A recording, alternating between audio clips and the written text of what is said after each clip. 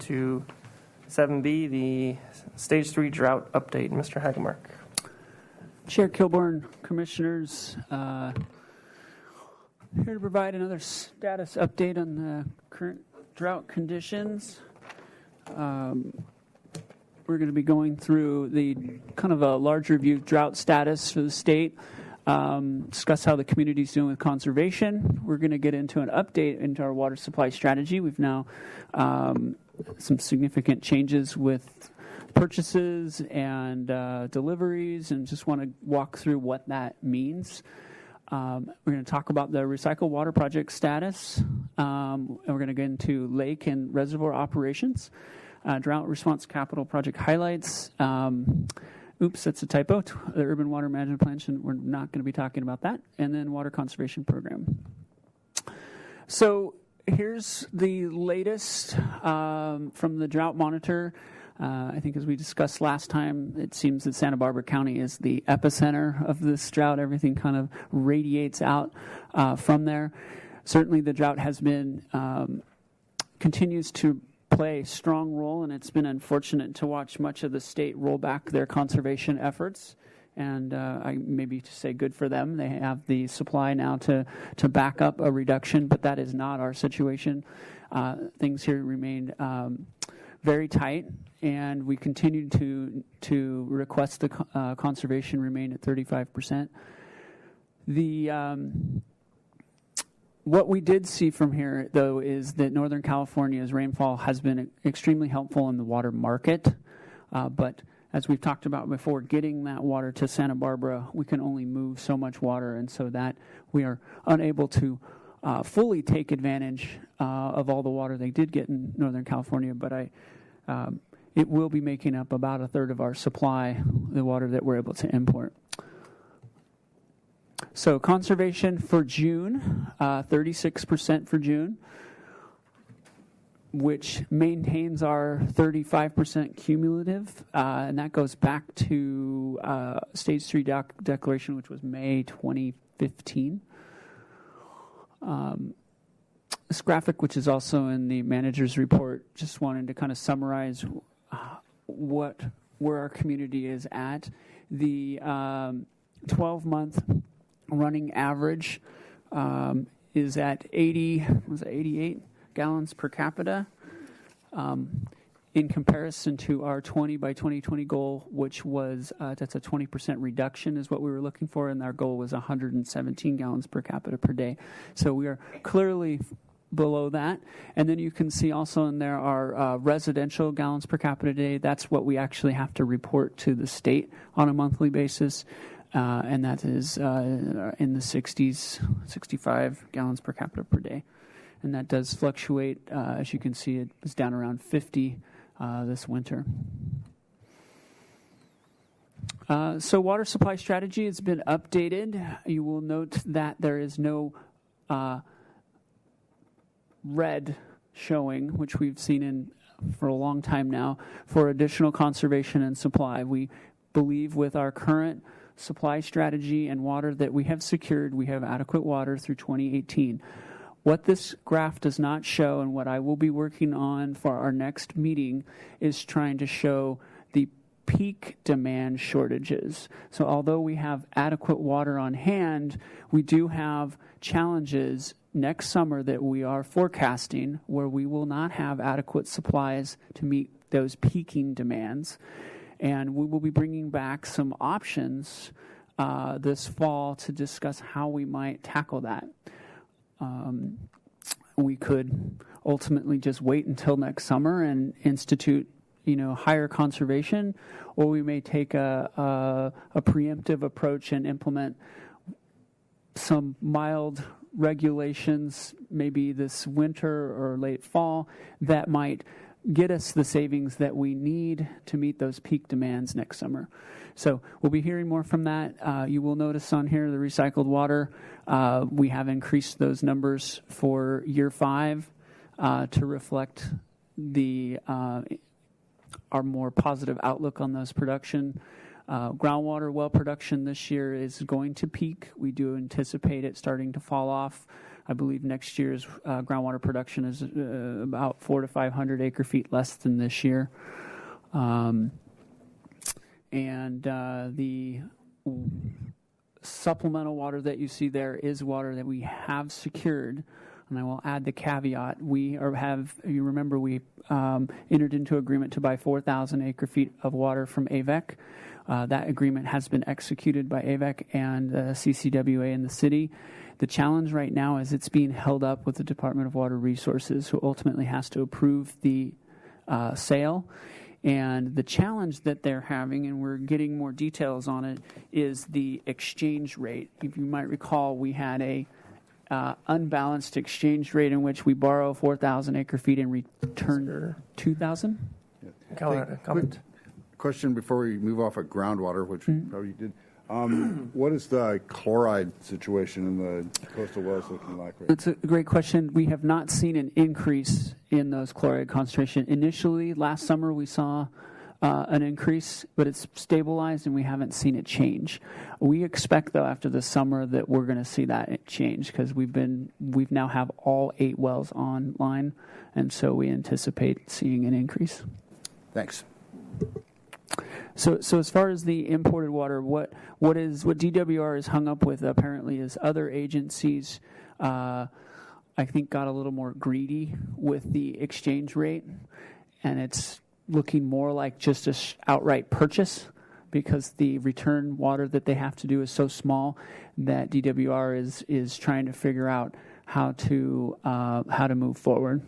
And so at this time, I'm not concerned that we're not going to get the 4,000 acre feet. We just may have ultimately have to have a larger return component than the 2,000 acre feet we've agreed to. So that's where the imported water status sits. Mr. Chair?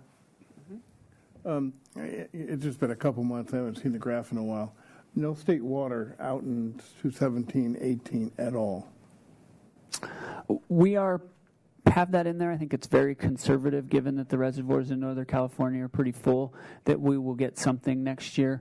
That's certainly something we can take into consideration for our next update and show how that works into here.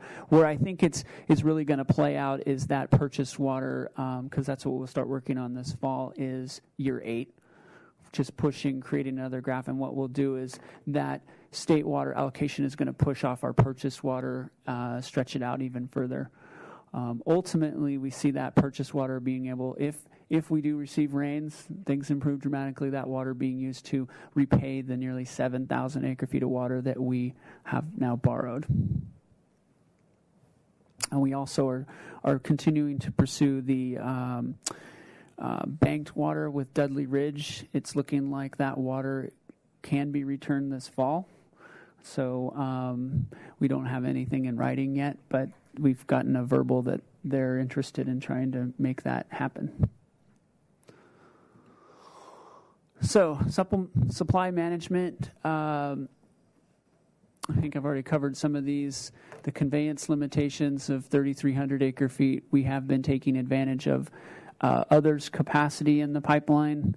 Over the last couple months, mainly Montecito and Carpinteria have not been importing water, and so we've been able to take advantage of that, and that is what has improved our outlook for this year.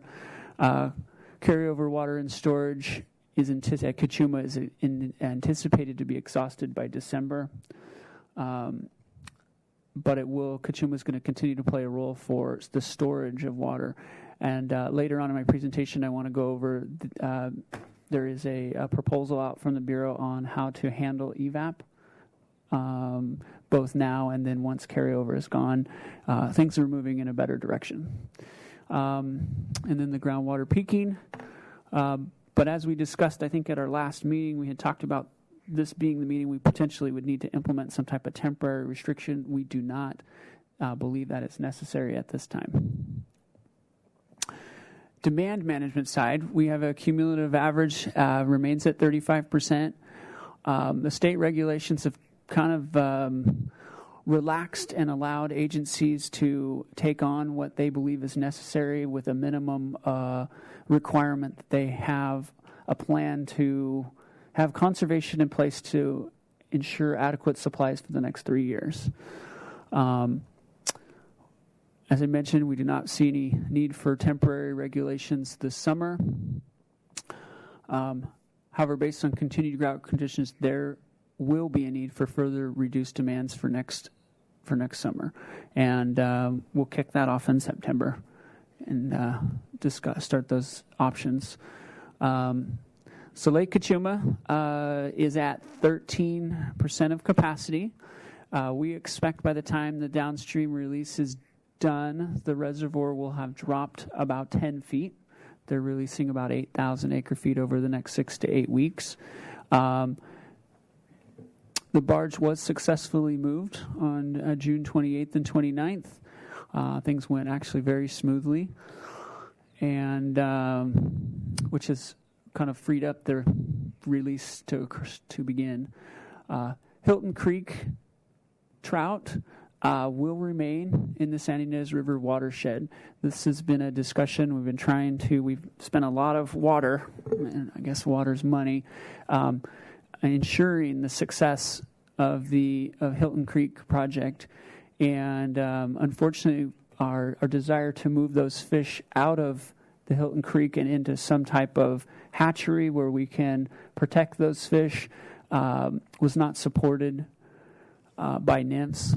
And so we are working to try and come up with makeshift plans. I should say the Bureau is working to come up with makeshift plans to sustain the remaining fish in Hilton Creek now. And they have installed 4 5,000-gallon tanks that will be filled by truck multiple times a day. Filled from Kachuma. From Kachuma. And the intent there is to provide refreshing flows. This is a very small volume of water now. And the Bureau continues to work with NIMS on coming up with a long-term solution. And in fact, Mr. Dahlstrom has put out what I consider one of the best solutions. He has a property located along the San Ynez River where we could locate a hatchery, move these fish to, and basically circulate water from the San Ynez River through the hatchery, which ultimately saves water and we believe would ensure the safety of the remaining population, but unfortunately we haven't gotten approval from NIMS to do that. Mr. Chairman, so when water does get put into Hilton Creek, either by a truck or by the pipeline up till now, does that water or some portion of it actually flow back down and get into the San Ynez River where it would actually benefit the downstream users? That's correct. In the past, anytime there's a downstream release, that counts towards the fish water release. But yes, this water ultimately ends up back in the San Ynez River when we do these fish restoration projects like this. It seems like even in especially dry periods like this, a lot of that water would not actually get back down to the river. I mean, sucked up by vegetation. I mean, that's evapotranspiration along the way. And I don't know that there's much of a, outside of the release, I don't know that there's much of a surface flow. It's really a subsurface flow, and, you know, I'm sure the vegetation enjoys it. At any rate, that's a fine splitting hair detail, but thank you. So changes in evaporation accounting. This has been an ongoing discussion. I think we raised the flag over a year ago that the current methodology for evaporation is setting up a situation in which no one wants to keep any water in the lake, and it doesn't behoove agencies to save any water because that water would just basically evaporate. So the Bureau, the county, and the member units have been in discussion, and basically what the proposed plan is a two-part. Condition one, while Kachuma carryover water is in the lake, all lake evaporation will be split proportionally between the remaining carryover water and imported water in storage. And it's The intent is for it to be based on actual. What we've been seeing is that there is a significant difference between actual evaporation and calculated evaporation, because the formula that they have kind of starts to fall apart at these low lake elevations.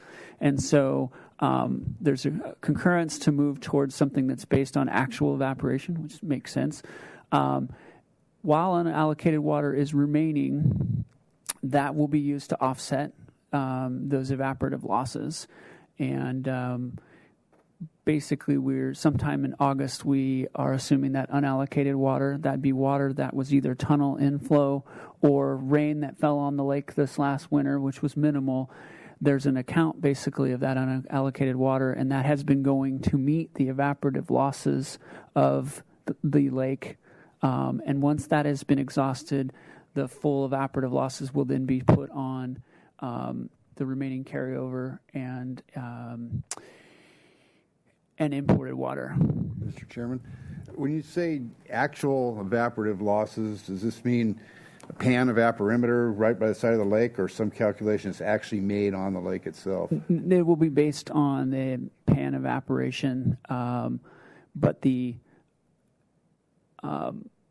equation that they have and we're plugging it into was kind of having it fall apart. So it's going to be based on the actual surface area of the lake and be more of a, I think more of a actual accounting of it, because it was starting to get to the point where it was over exaggerating evaporation.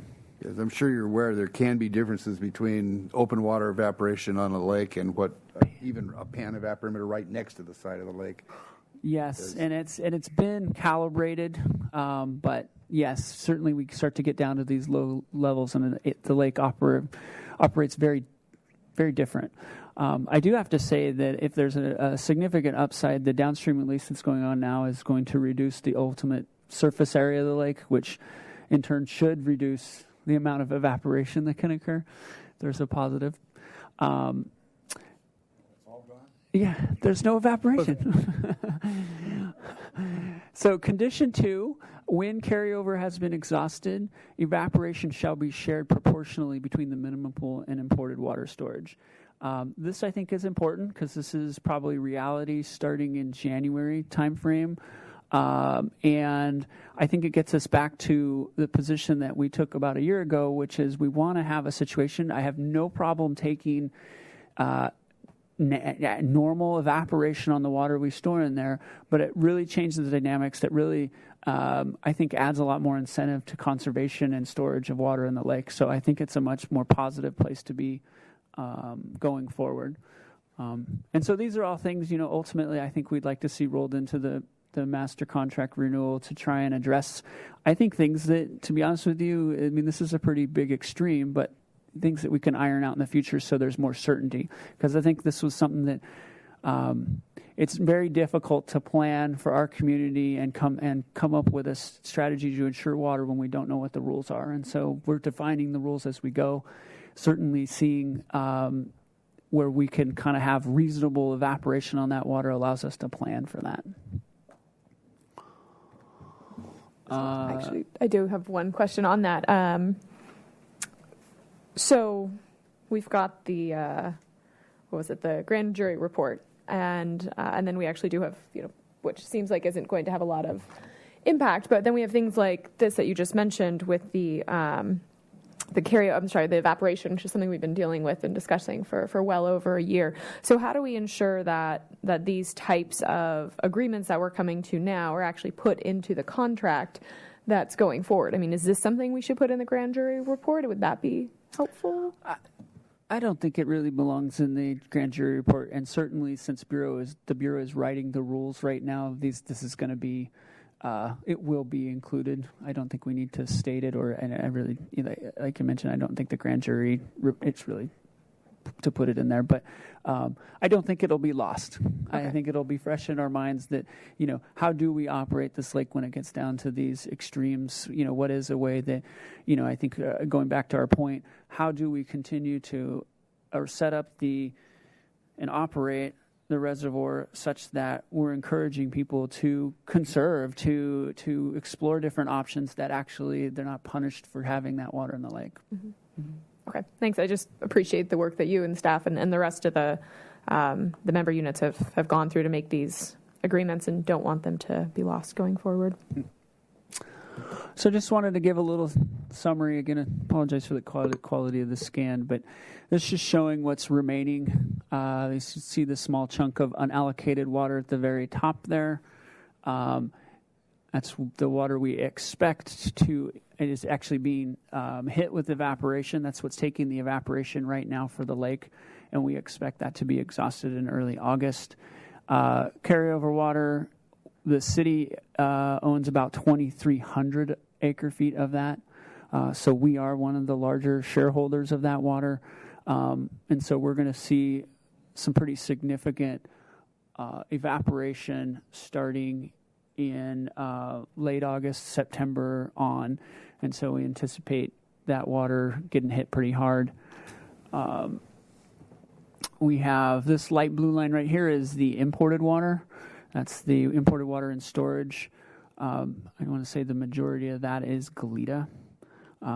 They have exhausted, I believe, they just have like 700 acre feet of carryover and have been stockpiling imported water there. And then the B&A, A&A account, that's the below Narrows and above Narrows account, and that is the water that's currently being released.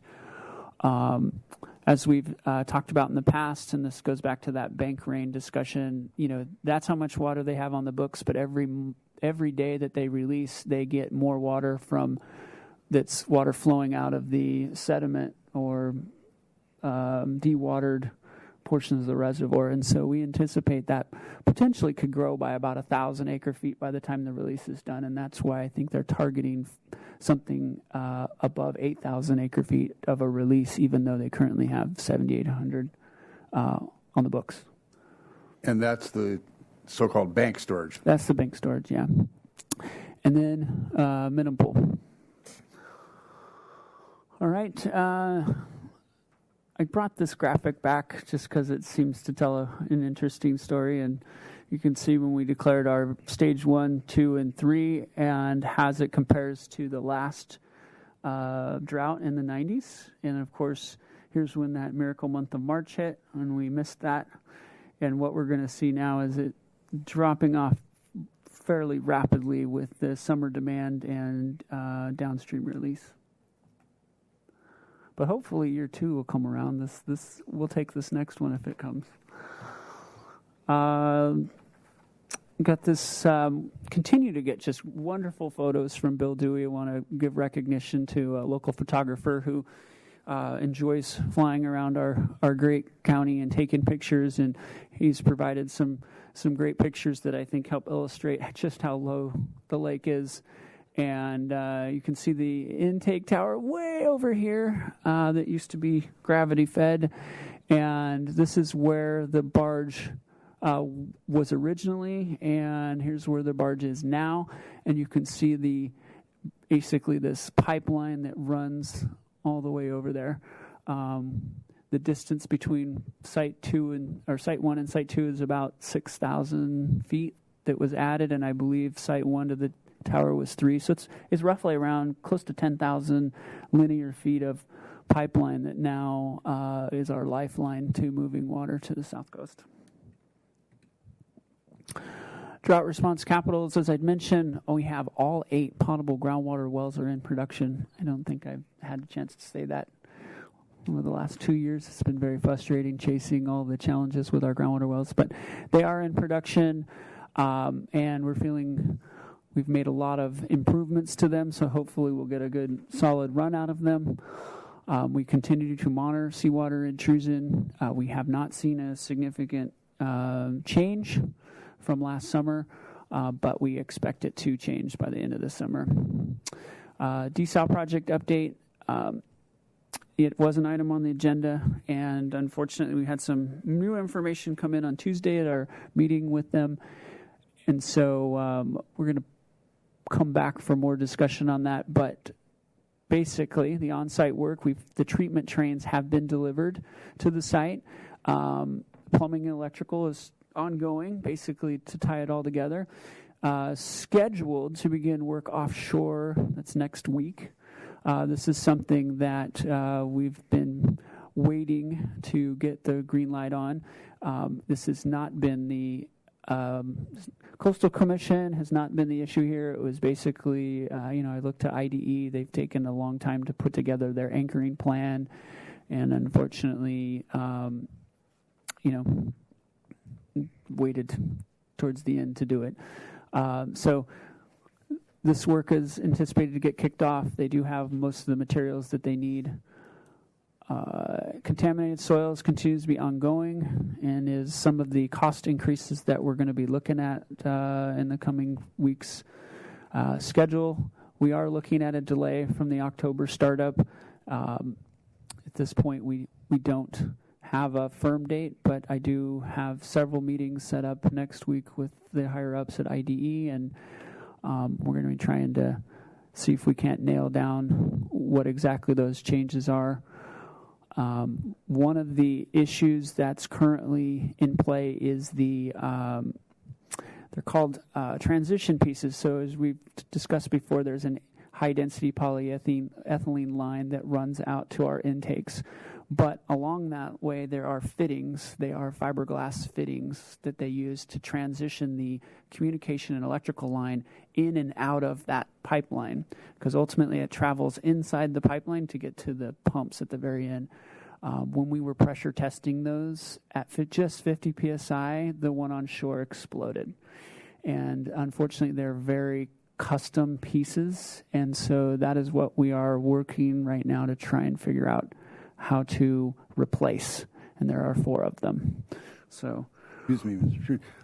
What does that line go to? It's sensors that are at the offshore end of the... They're both and electrical. So it's the electrical that runs the pumps in the ocean and the communication line that goes out there, all transition in and out of the pipeline as it goes out to the ocean. So here's a aerial of the 3 treatment trains. And if you may recall, each of these treatment trains are made up of 7 basically shipping container-sized units that were built off-site, and it made it even possible for us to consider the schedule that we're currently on. And so you can kind of see this shows up. These units right here, these are the media tanks. This is basically very similar to surface water treatment. This is gravel, anthracite, sand that pulls out the particles in the seawater, so that once they're passed through here, all we have is salt water. And then you can see in here is basically the pumps, and then these are the RO membranes that'll actually remove the salt. Is that 7 of them that we're looking at, or is that 3? Each one of these treatment trains is made up of 7 units, and that's what they're tying all those units back together again. And so that's why it comes in 21 pieces and makes 3 units. Each one of these skids is just over 1,000 acre-feet. We do have the capabilities at a later time to expand them up to a full production of 1,250 acre-feet per skid. You can see some of the equipment in the background that we are using from the last facility. This is to do with filter press, some of the tanks we used before. And what you don't see right here is the admin building and control building, which are potential planning to use again too. Mr. Chairman, where can we get back to that? Mm-hmm. Is there a particular part of the facility that has the contaminated soil that we're worried about, or just anywhere we dig, turns out it's there? The entire site is contaminated at this point, and so what we've decided to do is remove it where we're going to be. But in the future, when we plan to expand this facility, if we expand it, we'll have additional contaminated soils we'll need to deal with. So it's going to continue to haunt us, and unfortunately, there's no easy solution to it. It's not something that's going to decay over time. And it's just a picture of the weir box. this is actually one of the places where one of those fiberglass fittings exists that transitions the communication and electrical from outside of the pipe into the pipe, because it runs inside of the intake pipe all the way out, and right before it gets to the pumps, there's another one of these transition pieces where all the communication and electrical come out and then tie into the various pumps and motors. So update on the discussions with Montecito. We continue to work on just the, we've called the funding agreement, but basically it's a reimbursement agreement for the costs of negotiating. And unfortunately, we've been in discussion since May on just that part, which doesn't bode well for a water sales agreement if you can't even agree to the basic stuff. So we did receive a response back from Montecito in June, and we have been busy with many other things, and so staff is trying to get back to this. Our goal is to try and get something to council by August 9th, but it'll depend on how significant whether we can agree to the changes that Montecito has asked for. Recycled water. So good news on this. The plant has been able to meet demands without blending of potable water. Demands have remained low due to the cooler weather, which has been helpful. We continue to work with our environmental engineering firm who specializes in membrane filtration. They have come up with numerous recommendations for how we could optimize the plant production. We continue to test the facility, but yet we have not found the outer limits of what it can produce. Our goal is to ensure that it produces at least 1.5 million. As we get into August, we expect it to start to push up against that. And we have yet to turn on Valverde, but we have that additional supply available too if demands are that high. But we do anticipate we should be able to get through. We've been working with the Montecito Country Club. They have made concessions on their planting, pushing a lot of it off into fall. And so we do appreciate their efforts to work with us on that. But our next step, and I was actually hoping to have this ready today, but was able to get the contracts and everything pulled together, is to return to council to amend that contract. We got an initial contract with that firm for it was under $35,000, and we need to increase that to continue to have their support moving forward. And right now they've been focused on this summer, but we want to transition with that with them to start talking about what's it going to take long term to get this facility up to the 2.5 MGD, which is the criteria based on our current secondary water quality. And then ultimately, once we've made those secondary changes, the facility should treat 3 MGD is the end game. Question on that one. Mm-hmm. So the reason we need this contractor is because the filters it's not working as we expected. So is there any repercussions for the contractor? Are they the ones paying for this? The original contractor, are they the ones paying for this new optimization process, or is there any ramifications for them, or are they have had a change of heart, and they are now trying to help. In particular, that one of their subs we actually need, because of the programming of this, we have to change the programming, and we're basically directing their sub to do the changes in the programming. And so we are working with, it has been more collaborative than it's been in the past to resolve this issue. I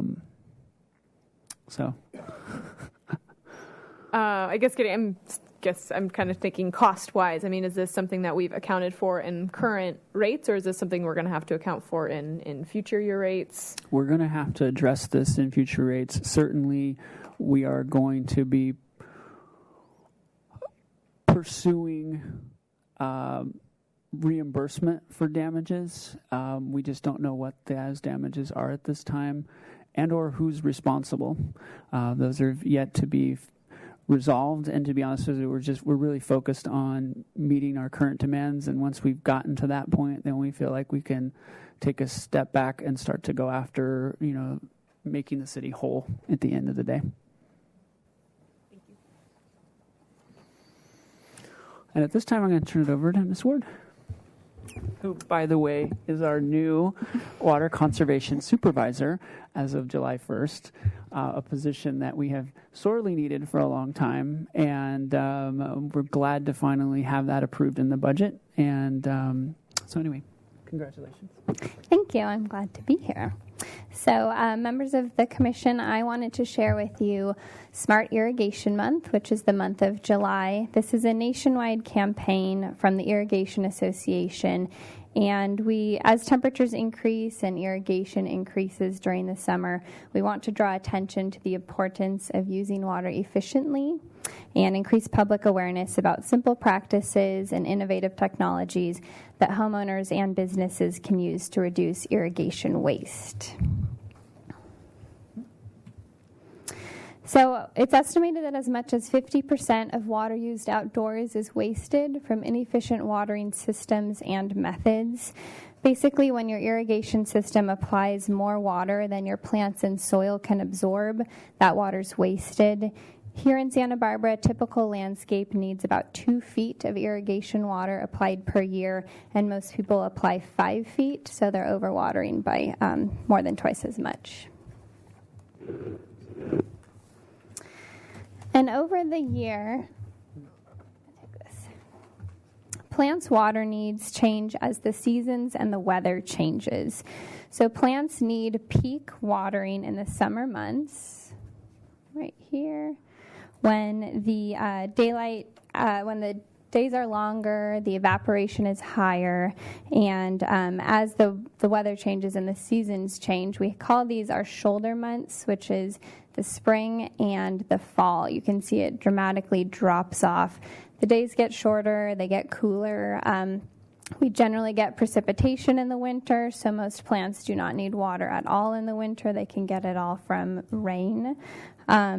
And since the weather and the climates are changing for the plants, as you can see, most people will need to constantly adjust how much water they are applying to their plants. So if you compare January, this mouse is not coordinating. Okay, January to June gloom to mid-August, you can see that it will need constant adjustment. So the blue line shows a irrigation controller that's adjusted twice per year.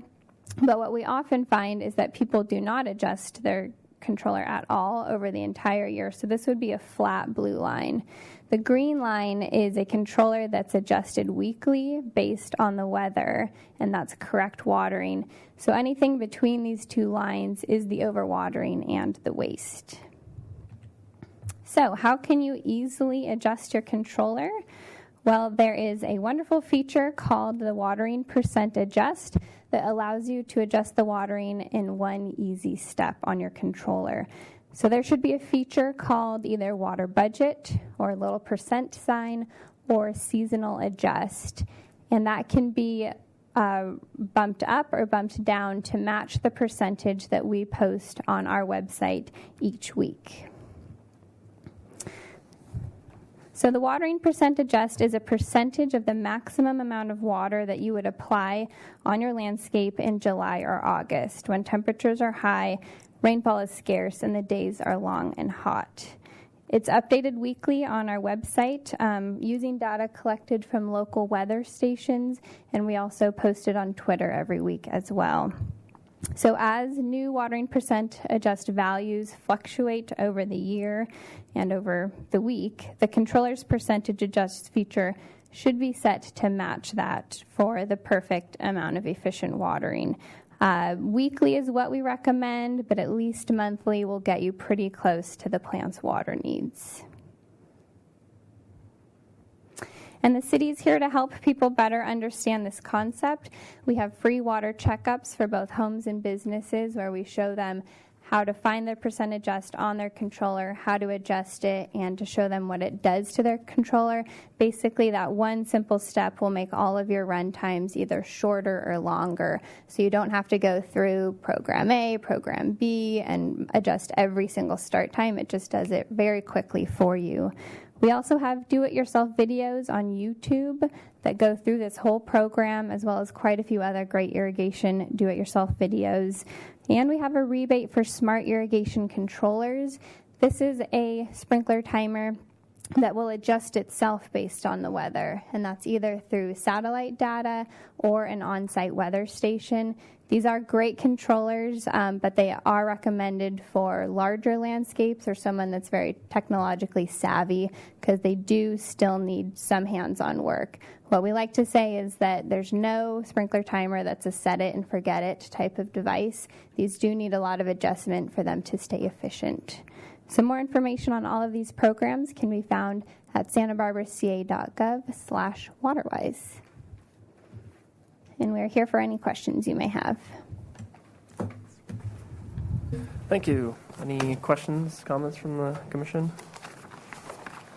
All right. I will say I'm looking forward to see what the peaking water supply graph is going to look like next time we meet. So hopefully there's a way to depict that graphically that looks nice and makes sense.